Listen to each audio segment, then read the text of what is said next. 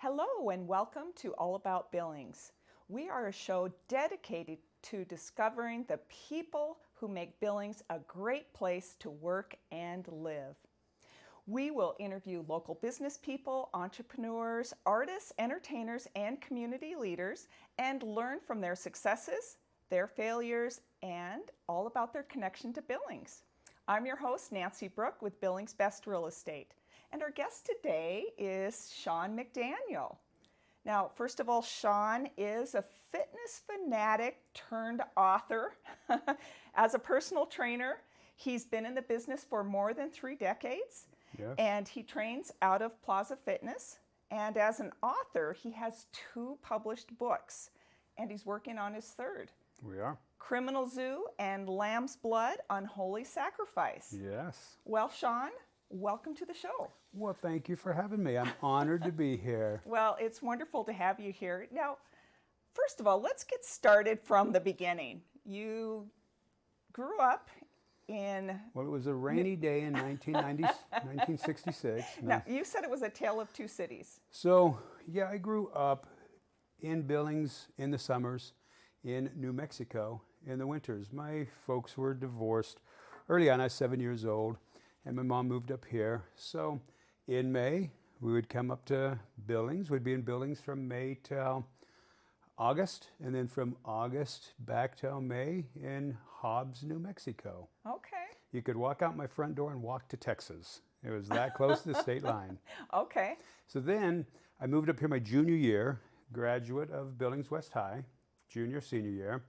I was up here for several years. I got into bodybuilding. I got deep into bodybuilding, actually, and got caught up into the drug scene of bodybuilding, which got me out of bodybuilding. Because in the 80s in bodybuilding, that's what you did. You get caught up in the gear scene, we call it. And then went back down to New Mexico for a couple of years. Came back up in 1990, and I've been here ever since. Opened up Plaza Fitness in 1991. And you've been there ever since. 33 years later, I have not figured out how to get out of there. I'm still there. So, before we start talking about the books, I don't think I've ever asked you this. What got you into lifting weights to begin with? My stepdad at 12, 13, 14 years old, me, not him, would have me, I rode my bike from Zimmerman Trail to the YMCA on Monday, Wednesday, Friday at noon, and I'd work out with them. All good because it's all downhill. But riding your bike from the YMCA back to Zimmerman Trail area after leg day, uphill, not so good. But, he was a disciple of Arnold Schwarzenegger, the great one. I followed in my stepfather's footprints. He was a bodybuilder mentality. I got into that. So at 13, 14 years old, I got pretty serious into the bodybuilding aspect. Huh. And that carried through. I thought, as a young man, maybe I'll be a professional bodybuilder. Well, that's a tall order. So I did the next best thing. I opened up my own gym, and it was kind of a hardcore bodybuilding gym in 91.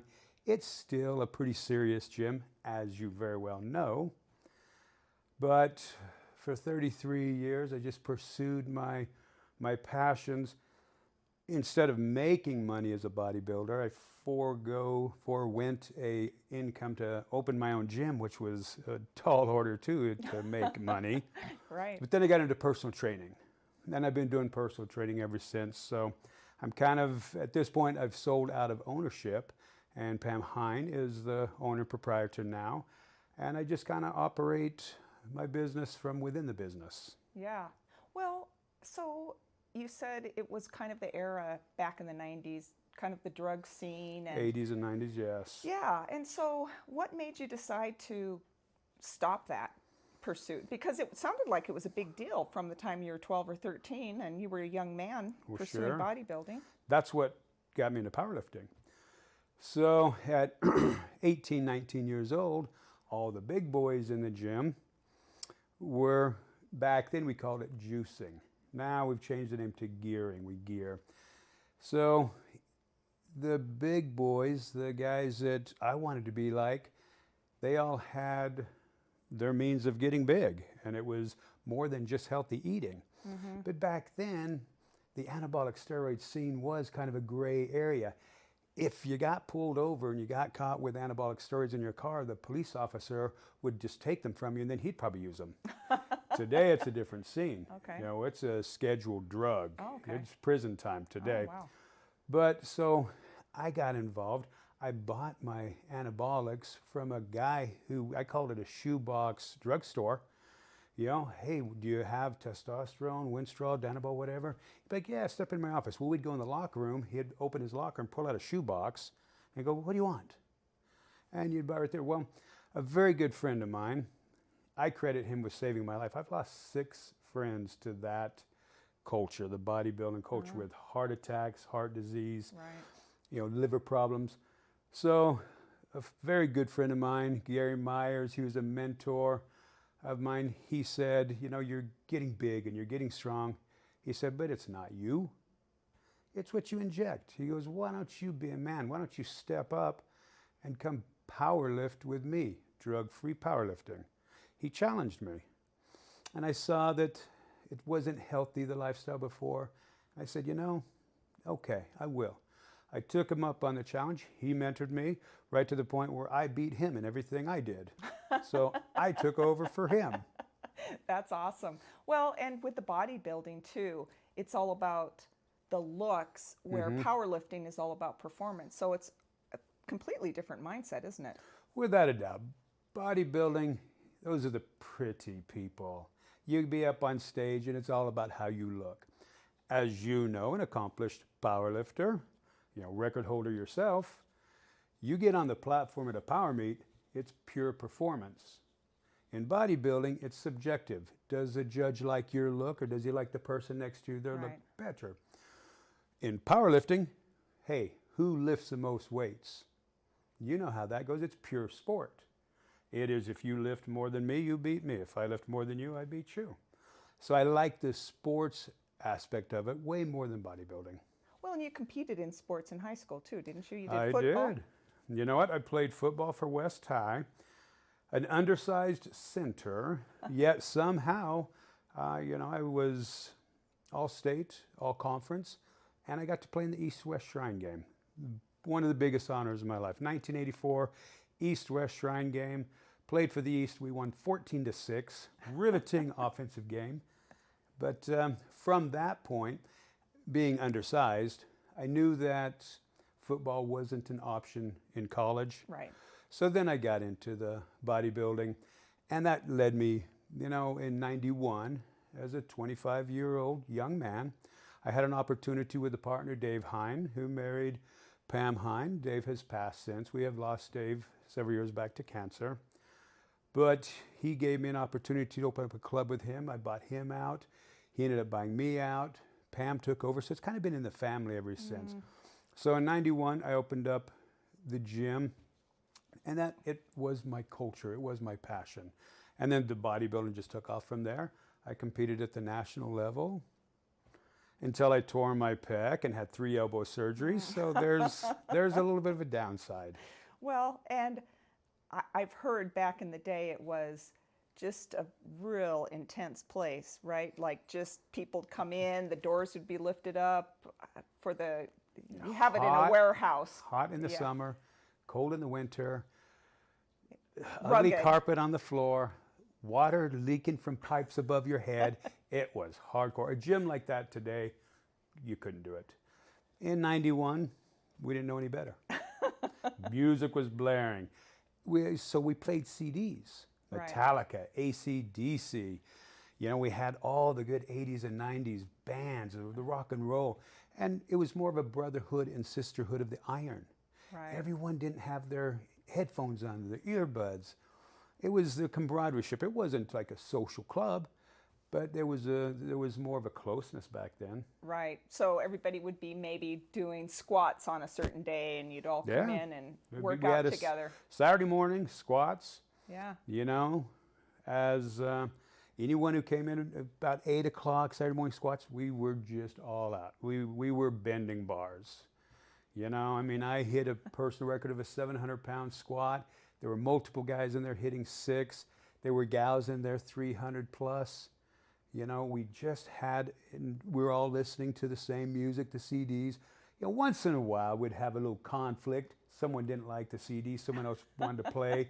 There'd be a little disagreement at the CD stand, but we solved it. Yeah, well, that sounds like a fun time. It was a different time. Sounds like a fun time. It was a different kind of fun than we have now. So, I mean, obviously you're still doing the personal training, but some years ago you discovered a new passion, writing, or maybe you just discovered it in terms of a book writing. Tell us about that. So, yeah, absolutely. I took a creative writing class back in college. I went to, okay, I'm going to really age myself. I went to Eastern Montana College. For you kids out there, that's MSUB. So I took a creative writing class. I was interested in it, but I didn't really do much with it. So then I started writing a story that I never did anything with. It was kind of a Stephen King. I grew up, born and raised on Stephen King and Dean Koontz. So I started writing a book about a supernatural pumpkin. It was called The Fourth Pumpkin. It was a Halloween book. Okay. And I'm writing a story, and then all of a sudden it was an accidental book. It turned into a book. And I tried to get published a few times. You know, rejection is the nature of the business if you try to write. Hundreds of rejections, and I think you know that too, with different writing aspects that you've done. But then I moved on to another book. Okay, so one morning, I'm with a client, and there's a newspaper on my office desk, and there's an article about a man who just got out of prison. He just got out of prison a month earlier, and he murdered his 8-year-old daughter and her 9-year-old friend, stabbed him to death with a steak knife. And I'm looking at this picture of this guy, and it's abject evil. And I'm looking, and I told Dr. Cindy Kennedy, ear, nose, and throat doc here in town, I go, Cindy, lock me in a room with this man. No knives, just him and me. I would say to him, I'm not an 8-year-old little girl. What can you do to me? I was so angry at this article. He just got out of prison. We release predators before they should be released, if they should release at all. And they prey upon us, the innocent again. So Cindy says, you know, yeah, there could be a place where you could interact with them. You could do to them what they did to their victims. And she goes, it could be called Criminal Zoo, be like a zoo. So it's like a petting zoo, interactive. But you're not feeding the exhibits, and we call them exhibits. So the question my book asks, Criminal Zoo, is how far would you go if I gave you the ability to exact revenge on someone that took someone you love? What we basically do is we create a solution more heinous than the original problem. So it goes pretty deep in the psychology of protecting those you love. You know, we'd pass a law in the book where the Human Zoo Criminal Act, where we decide if the crime is so bad and it fits a checklist that you go to Criminal Zoo, you're on display, you're an exhibit. There's a level 1 guest pass where you just observe through an acrylic wall. There's a level 2 where you interact. There's only one rule: you can't kill the exhibit. You can inflict pain on them. You know what? If you know your literature, your history, I stole an idea 700 years old. Dante Alighieri and the Divine Comedy, Dante's Inferno, this was his. In Dante's Inferno, what you did to land you in hell is done to you for all time and eternity. So we borrowed Dante's Inferno and we made it Criminal Zoo in Colorado, where the Supermax is, Florence, Colorado. Criminal Zoo is set, we take Supermax and we turn it into Criminal Zoo in Florence, Colorado. Wow. How did you come up with that? The anger of people reading headlines. Okay. These monsters are, I don't care politically where you stand, our judicial system needs a little bit of work. We have predators preying upon, sex offenders that are released from prison that do it again. Recidivism, the rate of recidivism is very high, too high. So a guy like me comes up with an idea like, hey, I know what to do with them. So that's kind of where that came from. So how did you go from having this idea to getting it published? I know the first time, it sounds like you had a lot of rejection. Okay, Didn't go anywhere. This book got rejected multiple times too. anytime I got rejected, anything after no, the first no, anything after no, after rejection was, to me, it was a freebie. I already got rejected, do it again. So there was this small publishing house. It was Cage in San Francisco. And third time, I figure every 6 months or so, send out a query letter to them. They probably forgot that they got it 6 months ago or they didn't read it. But on the third time, I got a letter that says, we're interested. So this small publishing house out of San Francisco, right as they were picking up my book, the founder passed away. So then that went into chaos. So one of the main publishers, the chief publisher out of that house, got involved with another publisher in Los Angeles, Rare Bird Books. So then Los Angeles Rare Bird Books got involved. So my book is a tale of two cities, San Francisco and Los Angeles. Sure. And then Los Angeles and Rare Bird Books, they picked up the book. Okay. And that was way back, all the way back in 2016. There was going to be a sequel. It's actually a trilogy. 3 books are written, Criminal Zoo. There is a book 2 that it was titled Motherless. It was scheduled to be released in 2020. Well, apparently something else happened in 2020 that was bigger than my book. I guess there was some pandemic or something. Yeah, I don't know. right. Maybe I was taking a nap that day. So what happened to the book then? So the pandemic absolutely annihilated a lot of publishers. Right. And Los Angeles, epicenter of craziness. So the San Francisco publisher, he got involved in a divorce. The pandemic happened. It just imploded him.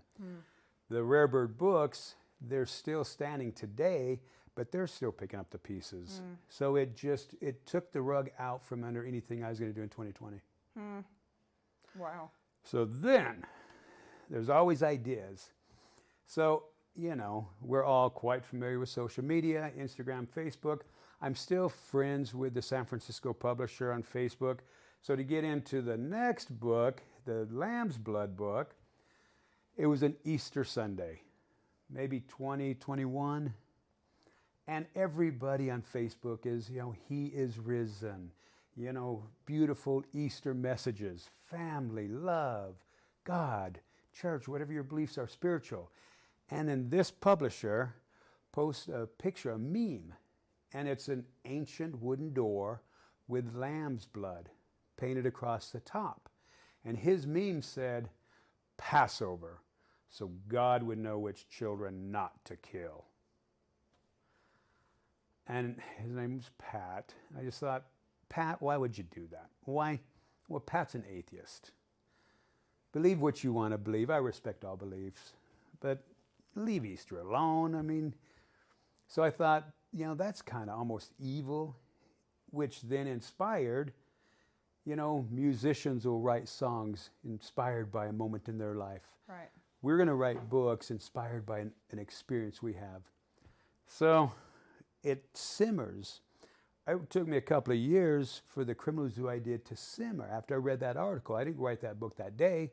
I wrote it 2 years later. So Lamb's Blood is about an evil publisher.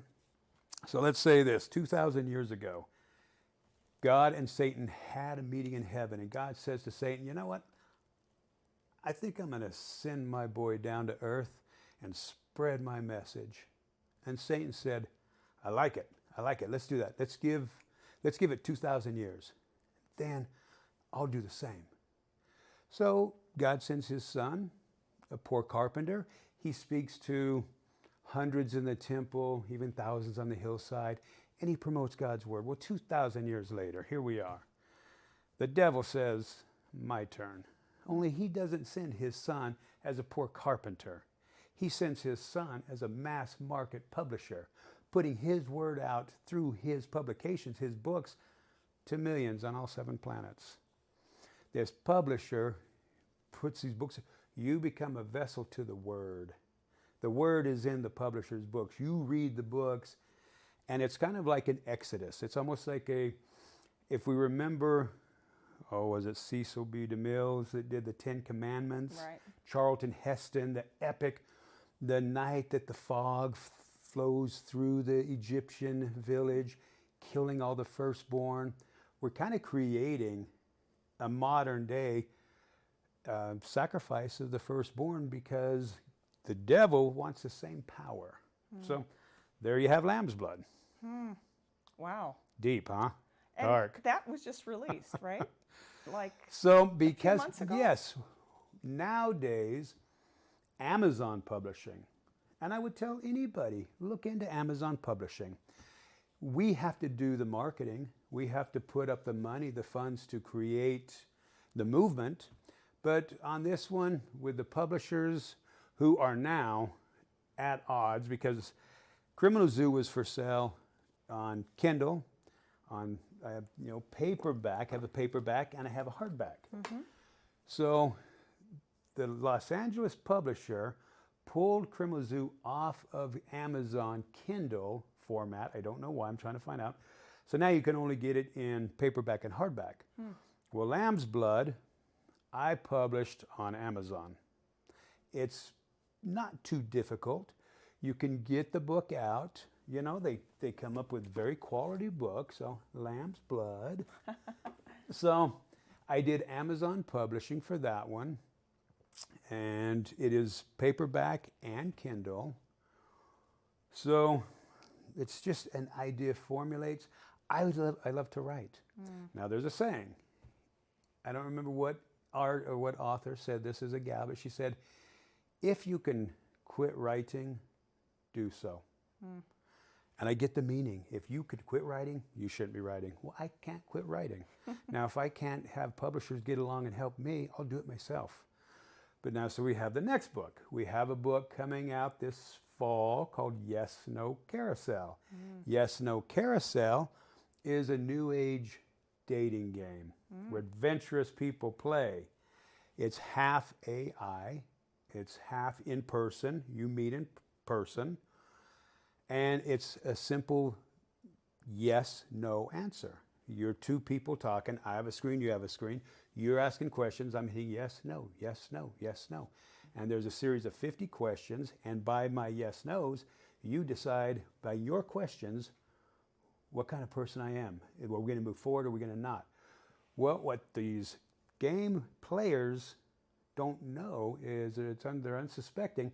There's a predator that preys within the game on the players. I mean, all my stuff is a little dark. it's a little dark, a little bit. horrific, kind of Stephen King-like, right? Again, Stephen King, Dean Koontz, Thomas Harris, Silence of the Lambs. You know, these authors inspired me as a young man. So I've been asked, like, where do you get your ideas? Well, you stumble. Stephen King wrote a phenomenal book called On Writing. And he says you trip over a fossil. And you take your toothbrush out and your pick and you dig that fossil and you just unbury it. So that's what it is. You come up with this inspiration and then it develops. Like when I sit down to the laptop, and I don't know how it was when you wrote your book, I sit down, I look at the clock, okay, I got a couple hours, and all of a sudden I disappear. I go away. The next thing I'm looking at the clock and I realize I'm late to get back to the gym. 2 hours went away, and it's like, so I'll fast. write something, and it's like I didn't see that coming. Yeah. So the idea just kind of evolves and it develops on its own. Well, tell us about the proudest moment you've had as an author. I got to go to BoucherCon. I was a guest by the Los Angeles publisher and the San Francisco publisher. Sent me to BoucherCon. It is the world's largest mystery writers convention.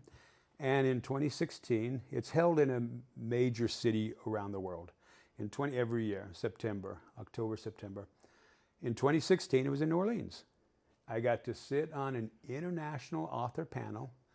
I'm with authors from Scotland, England, a couple from America, Australia, and I'm on this panel, and it was called Criminal Protagonist, because my protagonist, Samuel Bradbury in Criminal Zoo, he's hero. He thinks he's cleansing souls, sending you to be closer to God by his actions, but he's delusional. He's murdering you. So he's a criminal protagonist. So I'm in front of an audience. I'm speaking on a panel of international authors in New Orleans, and I'm just thinking, wow, I'm like a real live author here just for a minute. Oh, that's awesome. Easily the proudest moment. That's awesome. So what would you say has been the biggest challenge being an author? Man, I tell you, just keep pushing forward. It's the most difficult thing in the world. So now beyond Yes, No Carousel, I have another book. Not dark at all. It's about a schizophrenic 14-year-old who has a family pet, a 30-foot python, who's come up. The father can't afford to feed the snake anymore. The 14-year-old believes that her dead mother speaks to her through the snake, and the 14-year-old is assaulted by a sexual predator. Once again, I get to show you what I do with sexual predators. And the mother, through the snake, tells the 14-year-old, bring him to me. She lures the sexual predator to the home, the vivarium where the snake is, and all of a sudden she realizes she has a whole new food source for the python. So the toughest thing about writing is you have to keep believing in yourself, just like powerlifting, right? You have to believe in yourself. When I sit down, I write because I love to write, but I have to believe that something good comes from it, whether it's becoming world famous or whether it's just enjoying the moment of peace to sit down in my basement. I call it going down my rabbit hole. In my basement, I just write. It's peaceful. But sometimes a wave of reality will hit you where you think, what are you doing? Nothing's ever going to come from this. Now you tell me. You're a competitive powerlifter. You've competed at the world level. You step on the platform. That same belief, that's how I can tie it to powerlifting and writing. When I sit down to the laptop and I think, I believe I can do something amazing with this. When you step onto the platform, you believe. When you get under that squat and you get under weight that's going to either crush you or you stand up with it. And you get that rack command, and you rack and you turn, and you get those 3 white lights. And in powerlifting, it's all about 3 white lights. That means your lift was perfect. I mean, how good do you feel? But the struggle is believing. All those days in the gym. How many days in the gym did you miss a lift? And you had to believe that you're going to get the next one. I missed the last one, but I'm going to get the next one. Oh, right? Yeah, that's great. Well, Sean, where can people find your books? Okay, on Amazon. If you go to Amazon and you go into books, Criminal Zoo and Lamb's Blood, Unholy Sacrifice, they are both on Amazon in books. Criminal Zoo, Lamb's Blood, Unholy Sacrifice. I would love input.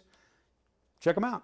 Well, local author, personal trainer, friend to all, Sean McDaniel, thank you for joining us today. And I'm Nancy Brooke with Billings Best Real Estate. Thanks for watching and hope to see you next time. Thanks.